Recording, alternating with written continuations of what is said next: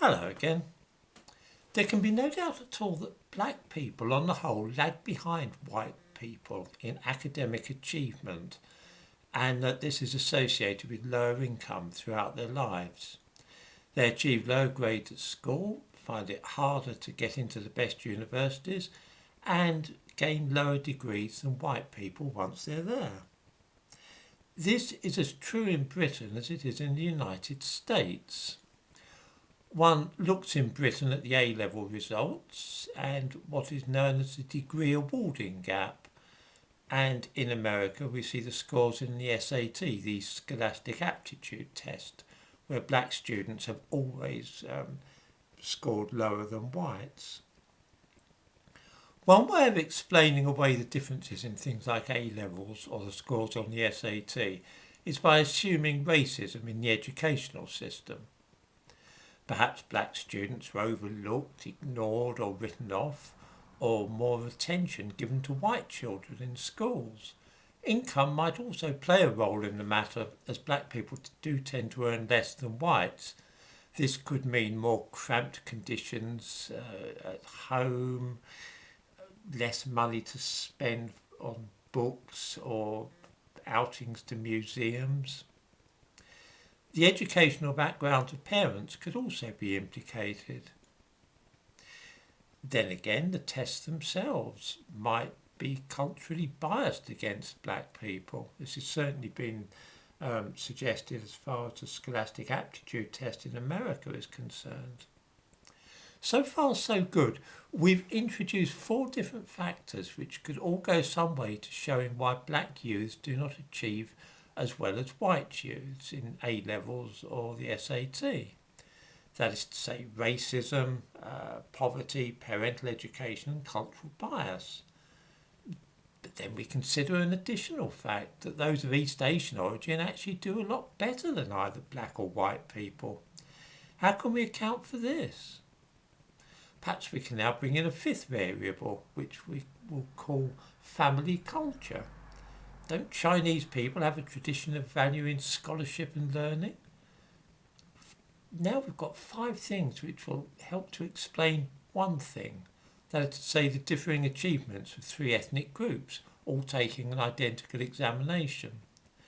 It would be easy enough to double or even treble that number and end up with a dozen or more theories, all necessary and all jostling and competing to shed light on a single phenomenon. After decades of work in this field, the situation doesn't appear to have changed to any great degree. White children still do better education than black ones, while those of East Asian heritage do better than them both. There may come a point in the future where it's recognised that a choice has to be made between 3 possible courses of action. Either huge and ever-increasing amounts of taxpayers' money should continue to be thrown at schools and colleges and universities in the hope that eventually it will all have an effect, or society will have to be revolutionised in the hope that equality of income and material wealth will be make things okay, or we'll just have to accept that the situation as it has been for many decades is just the natural order of things. I'll be exploring that idea in another video. Today I want to talk though about one thing which is definitely holding back black children. This is the idea of anti-racism, which increasingly permeates schools in Britain and America and has a pernicious effect on the educational prospects of black students. There's a strong tradition in East Asian families for children to take responsibility for their academic failure or success. This is the subject of popular memes on the internet known as Asian dad jokes. These feature a cross-looking Chinese man speaking to his child and saying things like, "Your sister got a B, I have no daughter," or "First do your homework and then you can play the piano." The humour lies in both the high expectations of the father and also the fact that any failure is laid squarely at the child's door. There's a similar stereotype, of course, of the white, pushy parent determine that a child will achieve his or her full potential. Middle-class parents in Britain are renowned for behaving in this way.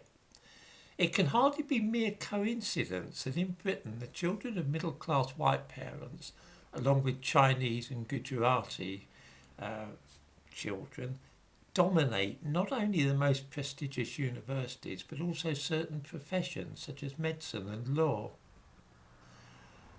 The events at the school in London in 2021 showed the stark difference in outlook between the type of parents whose children tend to get places at the top universities and the families of those who generally do not. When a new head was appointed to the Pimlico Academy, a secondary school in London, he decided to make a few changes. The area in which the school was situated was ethnically mixed, and the new head thought that flying the national flag over the entrance to the school would serve as a unifying symbol, showing what everybody had in common. He also banned beards and moustaches for boys. The history curriculum was changed too, so that the subject was taught chronologically. Very little here would seem controversial to most people, but the pupils and their parents thought otherwise.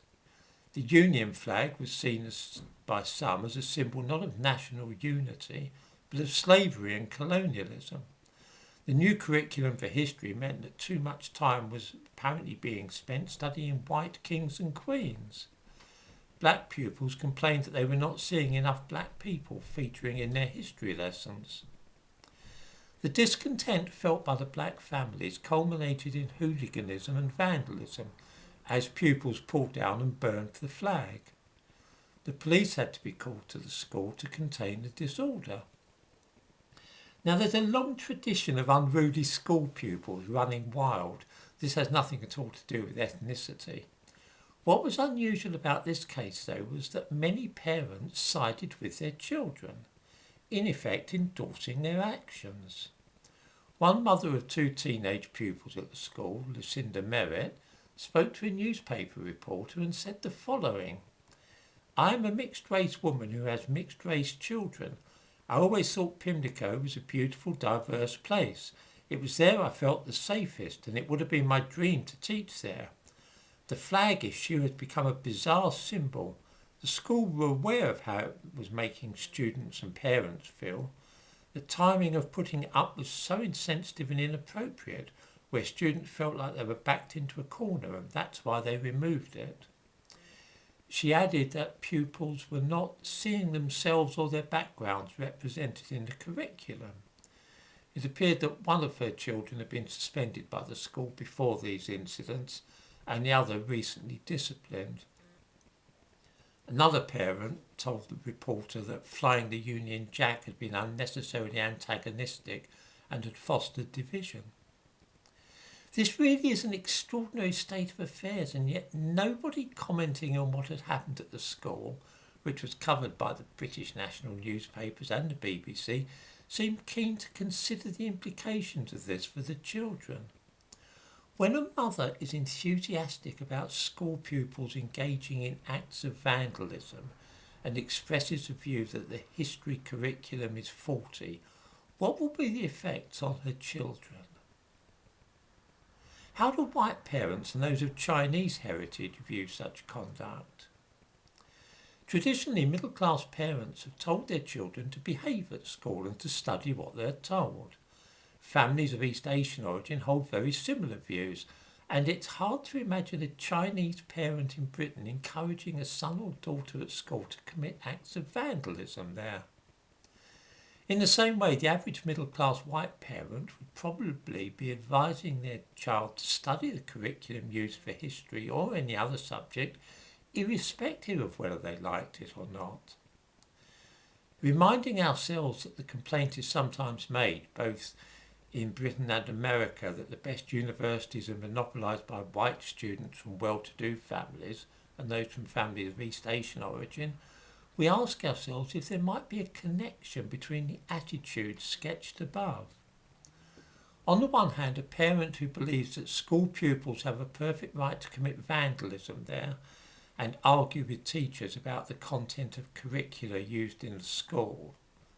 And on the other, parents who urge their children to obey the school rules, complete their homework on time and to learn what is taught, regardless of how they feel about it. Which pupils do readers suppose will be more likely to get good marks in their examinations and then go on to good universities? One set of values is surely more likely than the other to lead to academic success. I've talked before about the possibility that some traits in black and white children are inherent, but often these can be mitigated by hard work and the attitude of families. The single most important thing affecting educational outcomes relates not to inherent qualities, but rather to attitudes. As we all know, attitudes are chosen and can be changed. The attitudes of the parents quoted above do not seem calculated to produce students who will be likely to gain places at the best universities in the country. They are part of a victim mentality which is becoming ever more ingrained in black children and causes them to feel that academic study is hopeless because a racist society is holding them down. I shall talk more about this tomorrow because it's a situation which seems to me to be fraught with hazard. But in a nutshell, I would say that teaching school children to follow the rules and do as they're told and study what the teachers tell them is probably the way to get to Oxford and Cambridge rather than encouraging them to vandalise their school.